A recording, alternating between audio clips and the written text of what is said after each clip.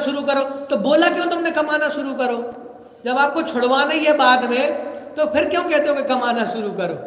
तो जितनी भी प्रवृत्ति है वो सब किसके अधीन है? बचनों के।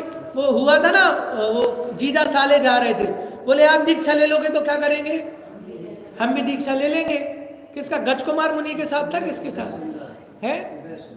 उदय, अच्छा उदय सुंदर मुनिराज और उनके साले दोनों जा रहे थे। तो बोले आप दीक्षा ले लोगे तो,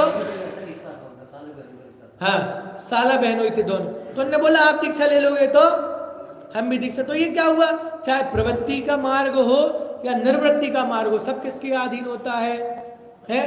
सब किसके अधीन होता है? कि वचनों के ही अधीन होता है।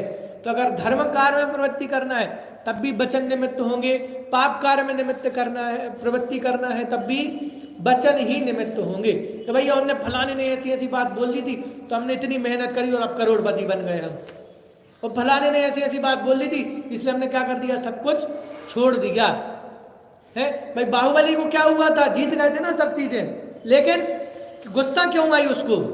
भरत चक्रवर्ती को गुस्सा क्यों आई? चक्र क्यों भेजा? तो अब हमें नहीं चाहिए कुछ भी, छोड़ दिया, निर्वृत्ति हो गई ना कि भैया वो जीत गए।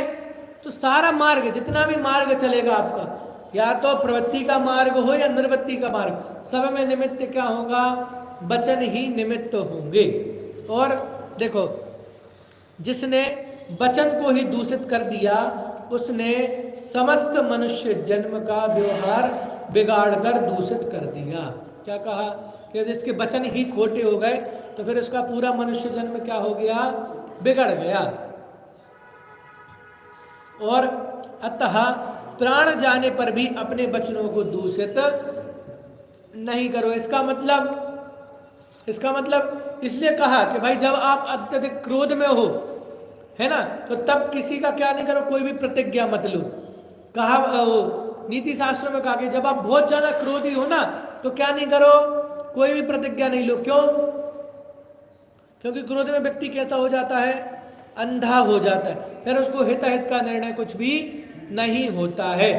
तो आपने जो क्रोध में जो भी प्रतिज्ञा ली, क्रोध का उदय खत्म होगा और आपकी प्रतिज्ञा भी क्या हो जाएगी?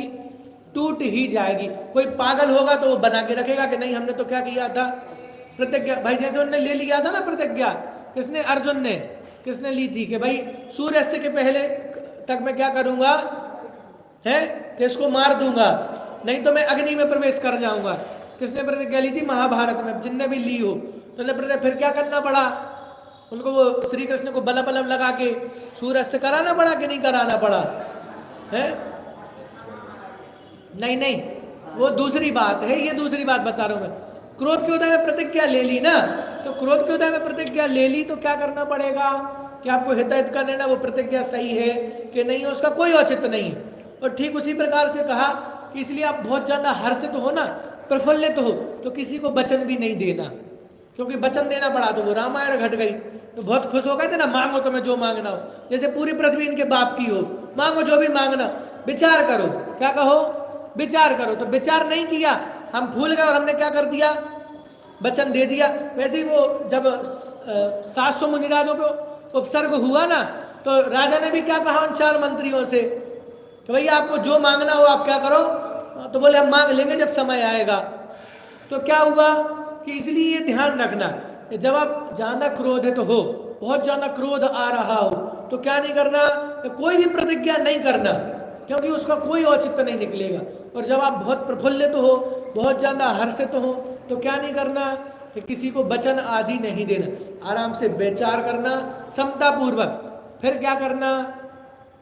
फिर विचार करना। इसलिए तो दीक्षा आदि देने का भी विकल्प है ना, तो वो एकदम गुस्से में नहीं होता कि फलाने ने ऐसी कह दी तो हम जाके दीक्षा ले। नहीं, पहले एनओसी लेके आओ मम्मी पापा से कि हम परमिशन दे रहे हैं कि नहीं दे रहा है ना। तो वो कैसे होगा? सर्वसम्मति से दीक्षा ग्रहण होती है, नहीं तो बिना उसके दीक्षा भी नहीं मिलेगी।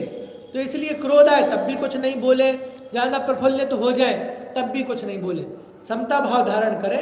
जब परिणाम स्थिर हो जाए तब हम वाणी बोले, क्योंकि वाणी से ही क्या होता है? वाणी से ही आपका समस्त धर्म का आधार है। चाहे प्रवृत्ति रूप आपका धर्म होगा तो वो भी वाणी से होगा, चाहे निर्वृत्ति रूप प्रवृत्ति होगी वो भी वाणी से ही होगी। तो ये चर्चा हमने करी, शेष चर्चा आगे। ओम नमः शिवाय।